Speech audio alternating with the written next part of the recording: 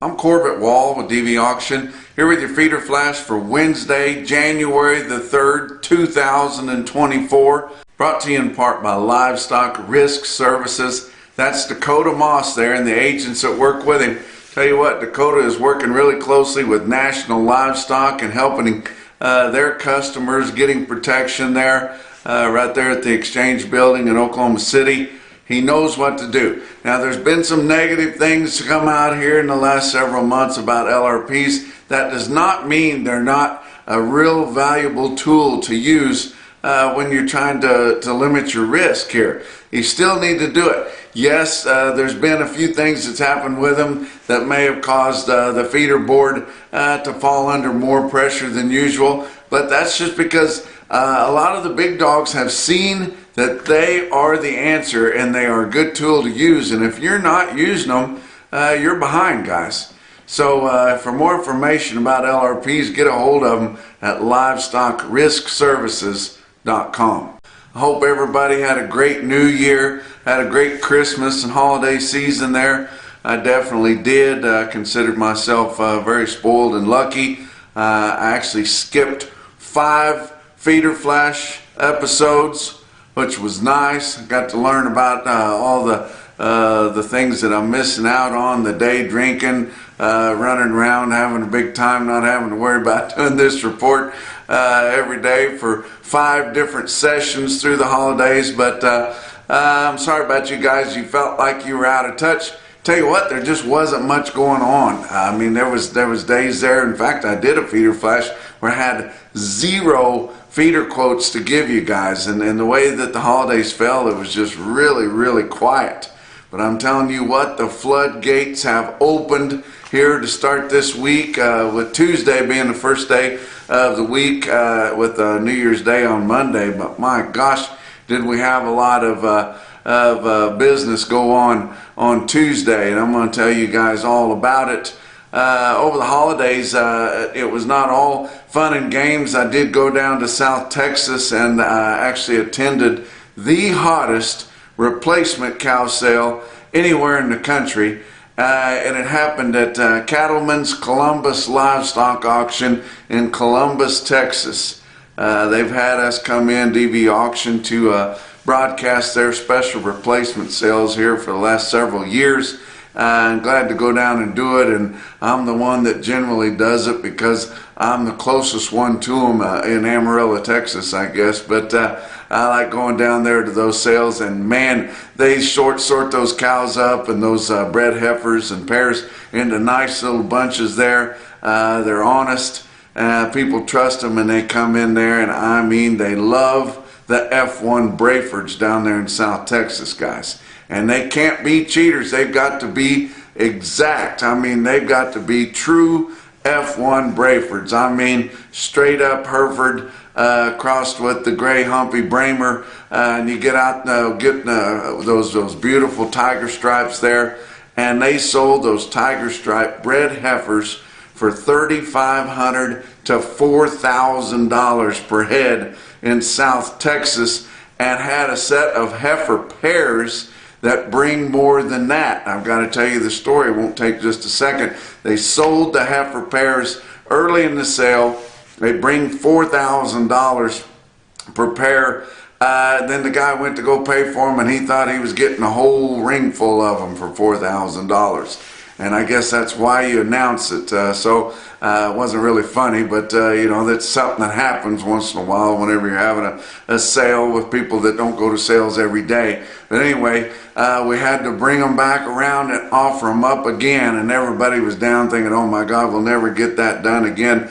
Bring those fancy F1 Brayford heifer pairs with small calves through. Those tiger stripes bring $4,200 a pair the next time they come through. So I had to share that with you. But on Tuesday, floodgates opened after nearly 2 full weeks of very little or no feeder cattle, cash feeder cattle trading at all. We had a lot of trading that went on Tuesday. And then all through the holidays, the board was very quiet.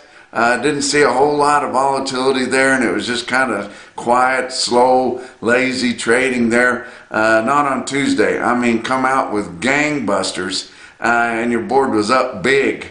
We thought we would come out of the holiday there with some new attitudes and some optimism, and my gosh, did we! Especially on your February live cattle, up nearly $3.50 there, and pulling those back months up with it. Not as much, but pulling them up quite a bit too. We actually saw some cash trade take place on a Tuesday right after the holiday. We had 3 straight weeks of the packers buying hardly any negotiated cash cattle. They're low on product. They've got to have some, and they're coming in, especially up on those better grading cattle up in the northern plains and the Midwest, and they're getting fairly aggressive early in the week, even at a brick and mortar sale barn, and we're going to talk all about that here in just a little bit. Everybody keeps talking about, we've had such a mild winter. Now, they've had a few little snowstorms come through up in the northern plains and places, but they kind of went through without leaving too much trouble behind. But everybody keeps talking about, oh my gosh, this big polar vortex is coming here later this month. Now, we'll see whether it comes, and we'll see whether that cold polar vortex comes with much moisture. That's when it gets really miserable. Cows can handle, and feeder cattle and all classes of cattle, handle the cold pretty well. Cold and wet is a different story. Same with the people that are trying to take care of them. But it's going to be pretty interesting to see. But your fat cattle market, your cash fat cattle market, loves a snowstorm. Because it sucks the weight off those cattle and makes your packers a little more hungry there, or at least showing that they want some trade there. But I want to tell you guys some more about fair piece. If you're tuning in to National Beef Wire, if you're watching the Feeder Flash regularly, you hear me talk about fair piece all the time. It's that revolutionary product that calms the cattle down. We're going to try to teach you more about it coming through, because it is really helping a wide range of producers and cattlemen. And what is it, you're thinking? Well, the active ingredient is a synthetic analog of the maternal bovine appeasing substance.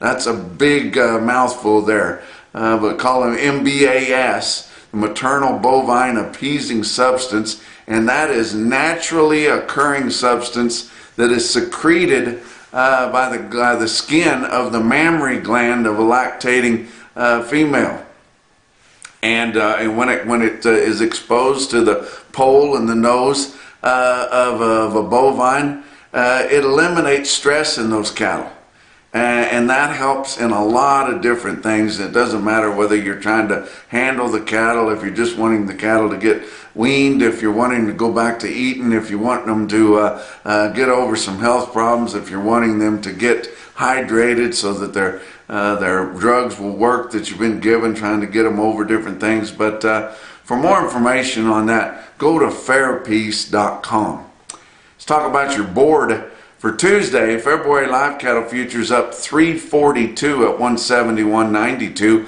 April up 2 1/4 at 174.50. Back months up 120 to up 187, with one outlier, which was the furthest out front traded month, which is June of 25, which is far enough out there we don't really know, but it's kind of been going in different directions, and it was down 82 cents with very, very minimal trading, but I thought I needed to tell you about it.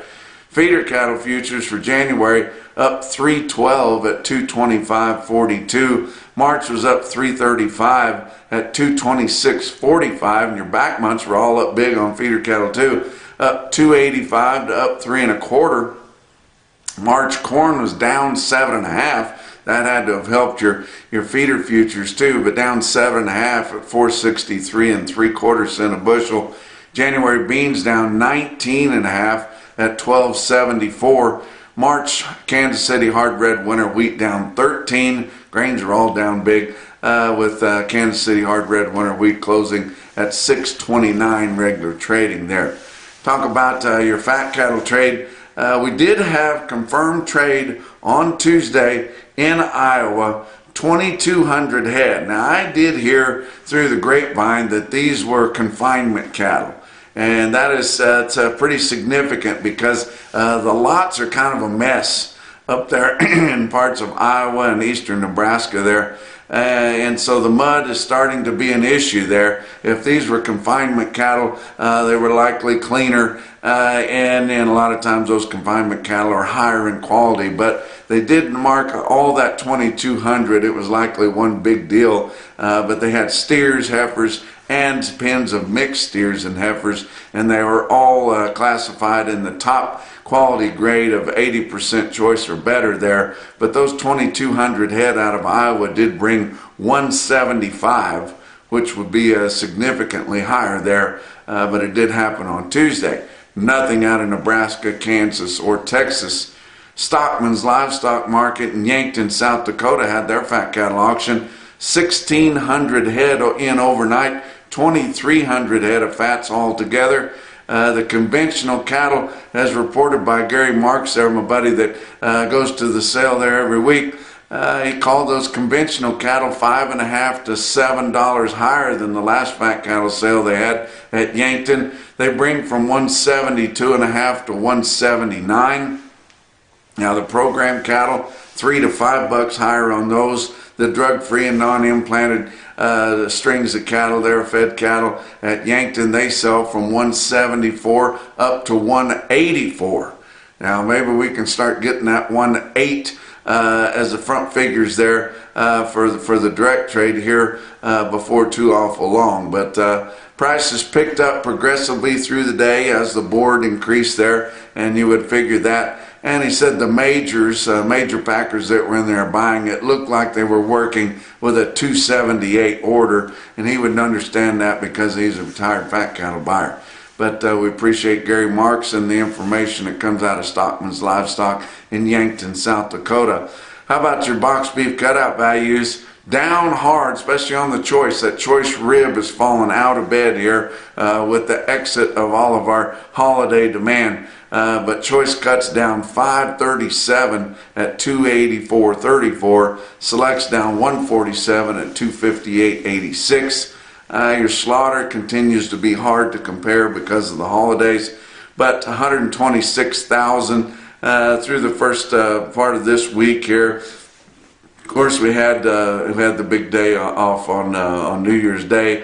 Can't really compare it to last week because of Christmas, but compared to the same week a year ago, which was a holiday, we're down 8,000 already. So it'll be interesting to see if we have significant Saturday kill this week. Your packers are pretty close to the knife, guys. They need some product to put in their freezers and in their coffers and get those meat shelves stocked up again. Talk about what else is going on. Lynn's Heritage Angus. There are going to be a lot of Angus production sales coming up, guys. In fact, there's going to be 580 of them, just the Angus production bull sales between January 1st and through April. That's a lot of them. How do you sort through them? You go with the one with one of the sales that offers the more bulls, more service, and better bulls at a better price. You might want to try Lynn's Heritage Angus sale. It's going to be on January the 18th from Byers, Oklahoma. It's going to be broadcast right here on DVAuction.com. You can go on there and look at the videos of those bulls and basically do some shopping between now and then. Get an idea of which ones you'd like to bid on. Talk about your feeder cattle market, your real-time index on DVAuction. Late in the day on Tuesday, sitting at 224.32, down 289 from late last week. Well, we're getting a lot more volume in there. We were scraping the bottom of the barrel. We hadn't had any sales at all. Just like your CME cash feeder cattle index, the latest that come out there is all the way up to $228.19. That's more than $12 higher than it come through the holidays at, because there was so little trade there, and they didn't have any direct trade quoted either, so didn't moderate that out. But it's going to take a little bit to get the volume in there and get those things kind of soothed out, because they don't work really well whenever they don't have much receipts in there. But a big special bred cow and heifer sale that's coming up here this week is at Callaway Livestock Center in Kingdom City, Missouri. That is exact central Missouri, right there on I-70, guys. They got a special cow sale coming up Thursday night at 6 o'clock p.m. That's this Thursday, January the 4th, guys. They're going to have over 1,000 head on offer. Going to have 400 head of big, fancy bred heifers. I mean, the kind that'll do it and keep on going and be good cows for a long, long time. Going to have at least 400 big, fancy bred cows. Most of them will be young to middle-aged guys, and predominantly black, especially in that part of Missouri, guys. And then they have at least 200 pairs. And there's several dispersals, complete dispersals there included in this deal. They're broadcast on DVAuction.com. Call ahead there to Kingdom City, to Callaway Livestock Center. Get approved so you can sit there in the comfort of your own home on Thursday night and bid on the replacements that you'd like to buy. Let's talk about your markets, your big sales on Tuesday. Well, normally always our big sale on Tuesday is Ozarks Regional Stockyard in West Plains, Missouri. They're a DVAuction broadcaster. They did have a hell of a sale. 5,200 head through the ring, another 130 through their in-house video they do with help from DVAuction.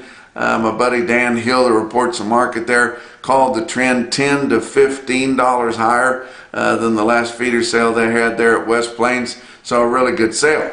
But also in southern Missouri, not too far back west of there, Joplin Regional Stockyards had their big early week sale on Tuesday, not Monday. And John Campbell and the rest of the sale barn owners that are out west are thinking, whoa, how do they do that? They can't just up and change the day of their sale. Hey, we got no brand laws out in Missouri and in Texas either, so you can pretty much do whatever you want to. So they changed their Monday sale to Tuesday to help their customers. They had 12,500 head come in compared to 2 weeks ago. The big feeder run there. Your bigger feeders weighing in the upper 7s and 8s were mostly unevenly steady there. It looked to me like maybe the steers was as much as $5 higher on some of those heavier steers, but that's what Market News called it.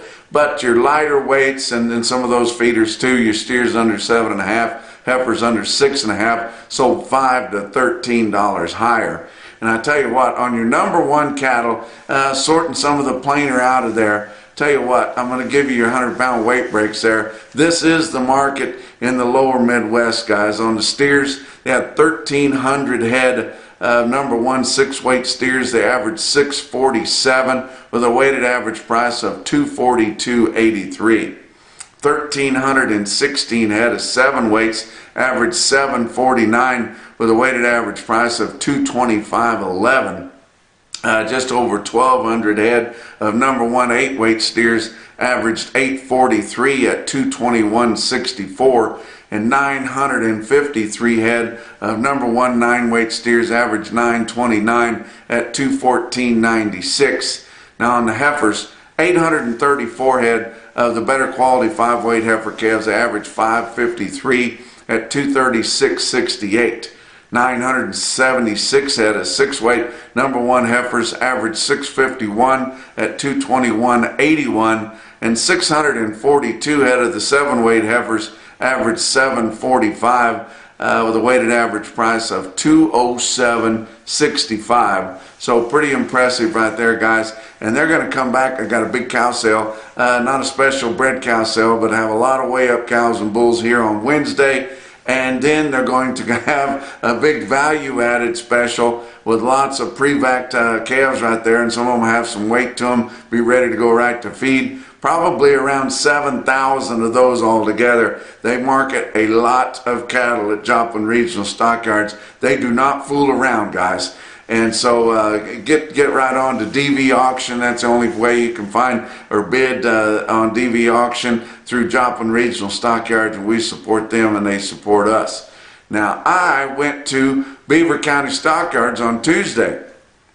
I went up there, met with some people, auctioneered for a while, got to see my buddy Jeff Slatton that owns the market there, and they had a nice sale at Beaver County Stockyards in Beaver, Oklahoma. 3,900 head there, and you look at the weighted averages and the market report automated from Cattle Market Central on your steers at Beaver on Tuesday. They had 300 head of 5-weight steers, average 542 at 287.04. 371 head of 6-weight steers, average 654 at 253.46. 716 head of 7-weight steers, average 761 at 233.02, and 621 head of 8-weight steers, Beaver, Oklahoma, averaged 848 at 220.50. And you say you didn't show many heifers on there. The stick-out deal of heifers, and I was selling, they had some really fancy home-raised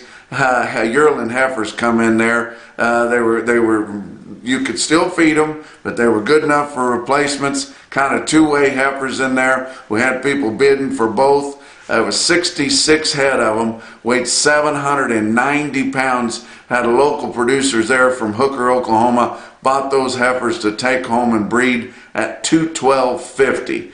Pretty impressive quote there, and a really nice sale there at Beaver County Stockyards.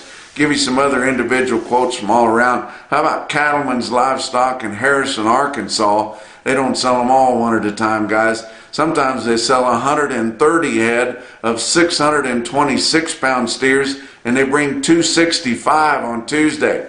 How about Kimball Livestock Exchange up in the Northern Plains? They sell 92 head, 628-pound steers, bring 283.50. But the most impressive quote that I saw anywhere on Tuesday in your Macrocin No BS top quote for the day, indeed come out of Joplin Regional Stockyards in Carthage, Missouri. It was 101 head of fancy 817-pound steers, and they bring 236. And that's your feeder flash for Wednesday.